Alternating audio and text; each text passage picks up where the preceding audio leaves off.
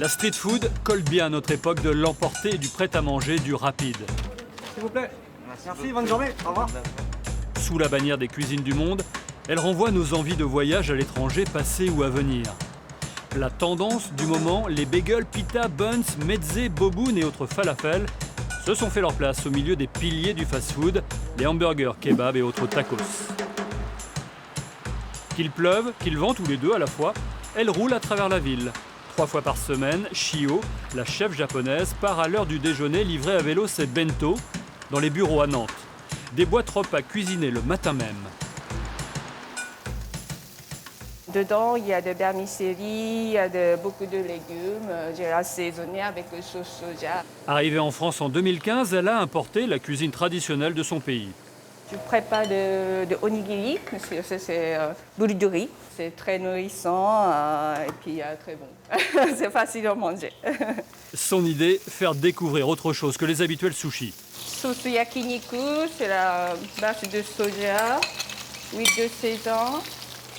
Une palette de saveurs et de couleurs garantie. Shio fait partie de ceux qui ont rebondi professionnellement pendant le confinement. C'est en septembre 2020 qu'elle a démarré son activité. Pas de restaurant, juste cet atelier qu'elle loue auprès d'une association. Je suis toute seule, donc j'ai pas beaucoup de temps de communiquer, mettre de la publicité et tout, mais grâce à mes clients, ils parlent de moi, de Moshi Moshi, et bouche à oreille, voilà, les clients amènent notre client. Voilà, c'est fini. Actuellement, sa petite entreprise est capable de préparer et de livrer par jour l'équivalent de 30 bento à 12 € la boîte.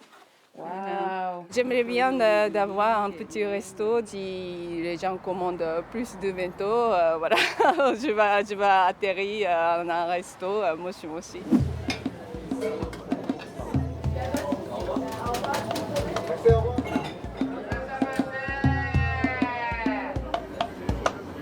Nous sommes à Nantes, pas loin du passage Pommeraye.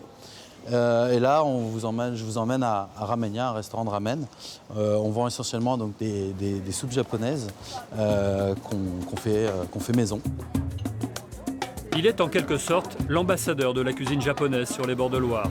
Déjà passé maître dans l'art de confectionner le sushi, Anthony Nguyen a aussi diffusé dans la ville un autre classique de la cuisine nippone, le ramen. De la cuisine de rue reproduite dans cette cantine qui fait le plein depuis son ouverture en 2017. Ambiance survoltée en cuisine, clients alignés sur des tabourets, l'établissement fonctionne midi et soir, 7 jours sur 7. Généralement, les gens chez nous restent 20-30 minutes, le temps de manger le bol. Et puis derrière, pour nous aussi, faire un bol de ramen, c'est assez rapide. Manger sur le pouce, c'est la définition de la street food, traduction de cuisine de rue, un plat complet pour pas trop cher. On arrive à se situer entre 9,50 € et 11,50 € le bol. Donc ça reste quand même assez abordable. Surtout concernant les produits qu'on utilise, des produits locaux, des produits qu'on transforme. Et pour se distinguer et faire la différence entre établissements, rien ne vaut les réseaux sociaux, où se répandent les visuels d'assiettes et les commentaires des clients. Hyper réactifs, les nouveaux restaurateurs ne s'interdisent rien, y compris de revisiter des standards comme le hot dog ou la frite.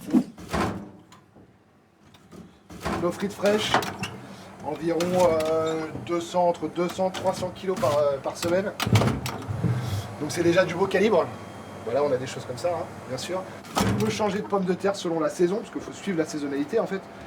Il faut savoir qu'une pomme de terre, elle peut être plus ou moins sucrée selon la saison, donc on peut être amené à changer si on veut garder du croustillant. Ici, la patate débitée est cultivée en Loire-Atlantique. Origine France également pour sa partenaire. On a des saucisses spéciales qui sont faites spécialement par un charcutier sur mesure. On a une saucisse au muscadet et on a une chipouillette qui est une chipolata à l'andouillette. Donc comme ça on peut varier un peu les plaisirs. Les gens ils peuvent avoir 4 choix de saucisses dans leur hot dog.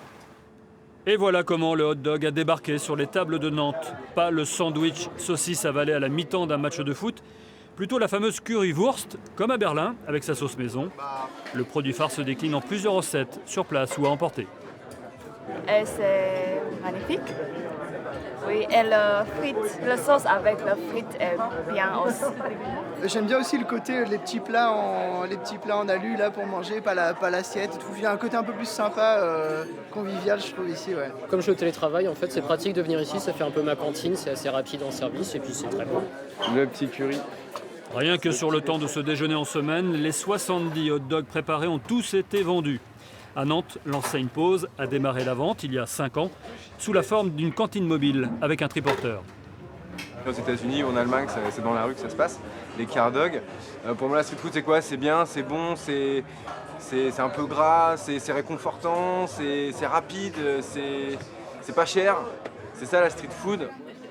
Le succès aidant, l'équipe s'est trouvé un lieu sur l'île de Nantes. Les clients, un mélange d'étudiants, d'artistes, de professions libérales et du numérique. Changement significatif, le hot dog partage désormais l'ardoise avec des plats traditionnels à consommer assis pour 12,50 €. Au fourneau, le jeune chef, passé par des restaurants étoilés, a concocté un poisson roulé au chorizo avec épinards tombés et risotto snacké. Faire de la street food, c'est bien, c'est super, on adore ça. Mais on adore aussi faire à manger dans des petites assiettes, bien présentées, bien travaillées, et ainsi de suite. Le soir, le resto se transforme en bar avec musique et tapas maison jusqu'à 2 h du matin. La street food issue de la rue aime créer l'événement, constamment à la recherche de nouvelles formules et de nouvelles recettes.